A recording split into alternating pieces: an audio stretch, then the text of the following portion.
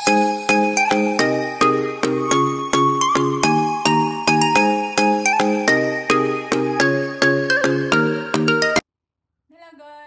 back to our YouTube channel, Saminada Family. So today guys, our topic is about sa cost of living for a single person and as a newcomers. But before that, we would like to say thank you so much sa all our new subscribers. Salamat po sa pag-subscribe. And sa mga viewers natin na hindi pa nakapag-subscribe, please consider to subscribe our YouTube channel, Saminada Family.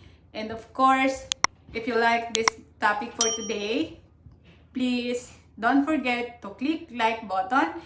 And if you have a question, comment down below. Alright? And sa mga viewers natin na hindi pa na-browse yung ating YouTube channel, we upload videos regarding sa Buhay Canada as permanent residents.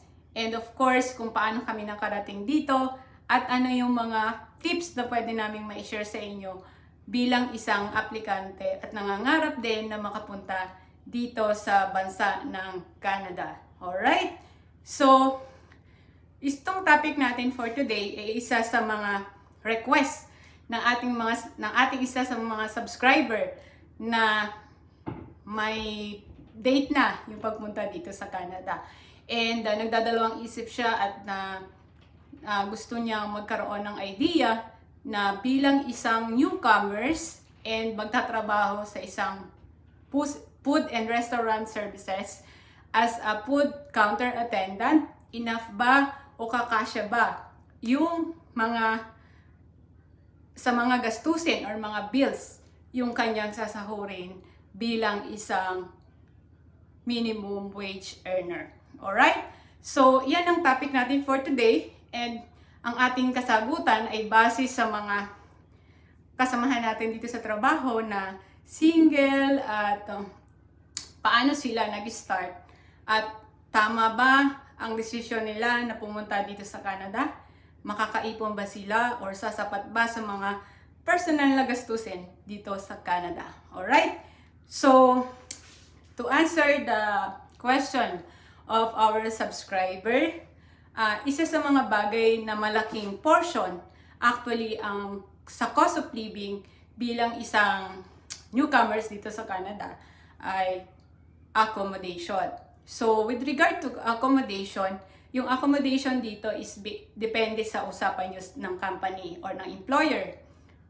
Like what our employers does is yung mga single, pinagsama-sama sila sa isang house. And yung house na yan, like, meron silang 3 bedrooms. So, share sila dun sa bedrooms. And, most likely, ang range ng accommodation nila, including utilities, which is water, heat, electricity, and Wi-Fi, is nasa range ng 400 to 500. So, yun yung range nila. So, it depends on the province, kung nasaan kayong province, but most likely mas better na before kayong pumunta dito sa Canada is na-arrange nyo na ka-employer kung ano ba yung magiging sistema nyo in terms of house or accommodation. So most likely kapag single kasi is nag-share na sila. Meron naman na ibang individual na ayaw nila ng shared sa room. Gusto nila nagsasolo lang sila sa room. So most likely nasa 500 siya. So, but again, it depends pa rin sa province. But yung i-discuss ko sa inyo is based on our co-workers experience at dun sa isa lang kasi kaming employer, isang company lang kami. So, most likely yun yung gastos nila. So, nasa 400 to 500. Including, again, electricity, water, heat, and Wi-Fi. Okay? The next one is grocery. Sa grocery naman, depende pa rin ito sa inyo kung magastos kayo or else matakaw kayo or paano kayo kung kakain na lang ba kayo sa labas, hindi na kayo magluluto o depende pa rin sa inyo. But ang ginagawa namin sa amin is yung luto namin sa hapon, aabot na yun ng almusal, aabot na yun ng tanghalian. Kasi naman sa company, especially sa food industry, kadalasan dyan is free yung meal. So, may meal kayo for every 4 hours, meron kayo 15 minutes break, and free na yung pagkain nyo. So, kami, in our side, we almost here for 2.5 years, hindi kami nagbabaon ng pagkain. Kung anong merong available sa store, do sa trabaho namin, yun talaga, ginagrab namin yung opportunity. Especially pag newcomers ka, para mas makabawas naman ng expenses. So kapag nagluto ka ng gabi, pwede mo nang idamay yan sa pang-almusal mo hanggang sa makapasok ka ulit, or hanggang sa tanghalian bago ka ulit magpasok kung closing ka. So yun yung most likely ginagawa namin. At the same time, nung bago pa lang kami dito, nung papunta pa lang kami, nagdala na kami ng pagkain, most likely mga canned goods, noodles, kasi pag newcomers, hindi ka naman makakalabas agad, diba? So, ganun yung ginawa namin, and actually, yung target namin pang 2 weeks, umabot pa siya ng 1 month. So, malaking adjustment mo, kasi ang iba sa atin, pagdating na dito sa Canada, hindi agad pinapapasok ng trabaho, so nagpapahinga ka muna. So, it's better na may baon kang pagkain na makakatipid para makapagsimula ka ng mas hindi yung saktuhan, ito lang yung dala mong pera, kasi pagdating mo dito, isipin mo sasahod ka agad. So, yun, mas maganda yung ready ka.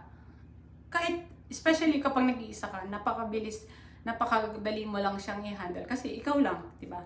Na ma-manage mo na yung yung time mo at saka yung pagkain mo. So, grocery, what they say is most likely by month is 200 to 250. So, depende na sa iyo. Kasama na yung bigas, kasama na lahat doon. Okay, but again, depende pa rin yan sa inyo kung paano kayo umano sa pagkain. Kung lumalabas ba kayo or what. So, again, depende pa rin yan sa inyo. But again, it's raised to 200 to 250. Next is transportation.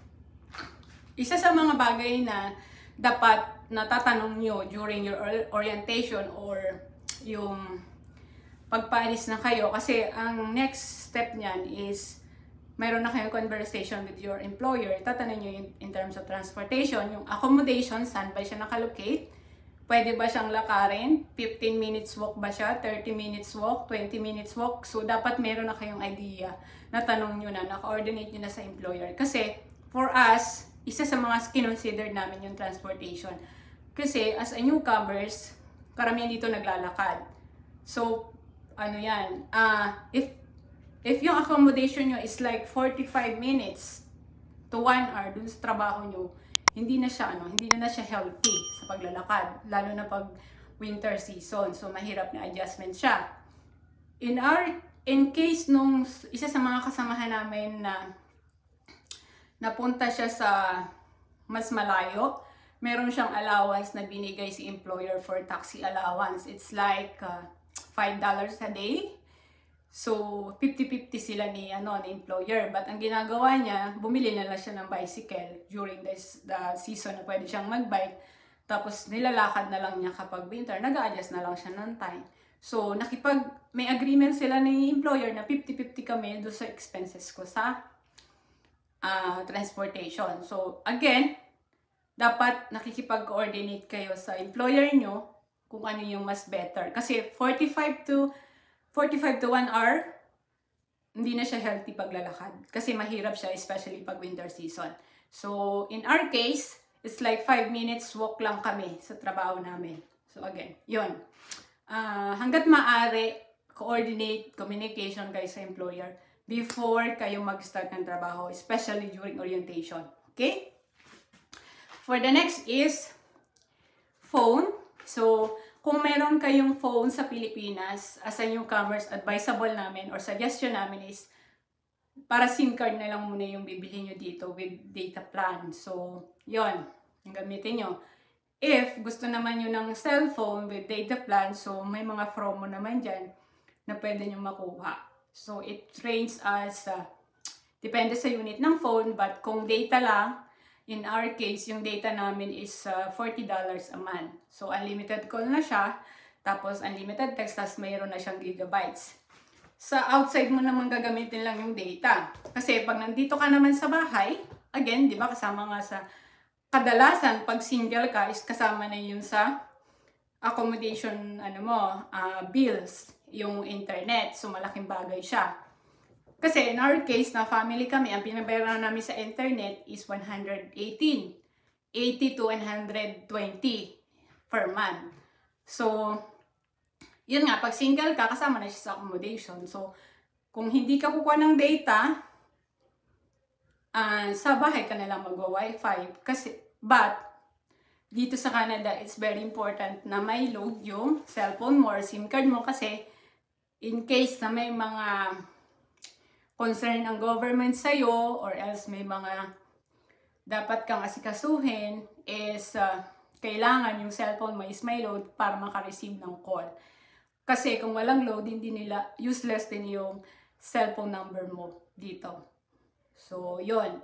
Importante yun. So, for me, mas maganda na SIM card na lang with data plan ang kunin nyo. Like $40, $50, yan. Pag sa bahay, i-consume nyo yung wifi. Okay?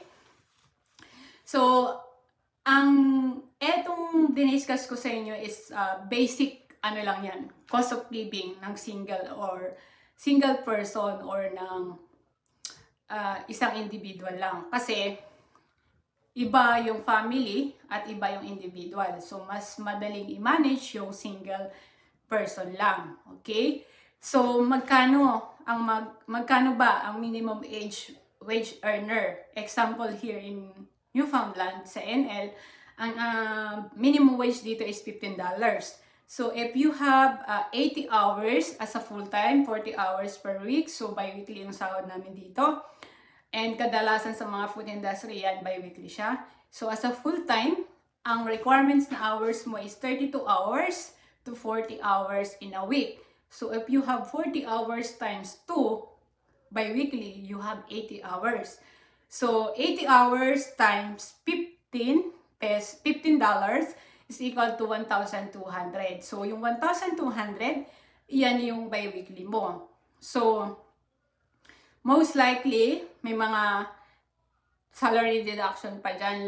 May mga deduction pa sa salary natin like yung mga deduction tax, CPP, yung mga medical insurance natin, but hindi naman yan naabutin ng libo. So most likely, if you are single, like $200 deduction, may take out ka pa ng 1,000. So sa 1,000, if you have 500 accommodation. So, gawin mo, split mo yung 500. So, every weekly, every 2 weeks, magbawas ka ng 250, 250. So, mas maganda, like yung ginagawa ko sa budget. So, 250 or 200 bi-weekly. And then, magkano yung mga expenses mo. So, yun, i-breakdown mo. Grocery, pwedeng 100 for bi-weekly or 100 sa next day, sa next next sahod ulit. So, ganun ang ginagawa ko and mayroon pang matitira talaga sa inyo.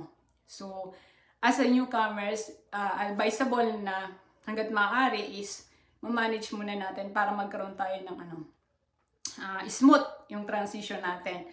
Kasi as a newcomers, marami tayong kailangang minsan hindi pa nabibigyan ng 40 hours ang mga new employee. So, yan, mas maganda, yun, naka-budget ng mas maayos. Alright? So, ganun yung ginawa namin nung newcomers kami dito. Especially, family pa kami dito, family of 3.